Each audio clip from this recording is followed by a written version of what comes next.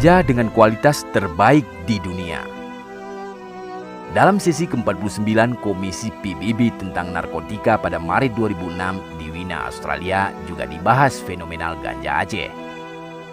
Dikatakan bahwa terdapat anggapan dari masyarakat internasional bahwa Aceh telah memiliki merek dagang sebagai kanabis terbesar sekaligus pemilik ganja berkualitas tinggi.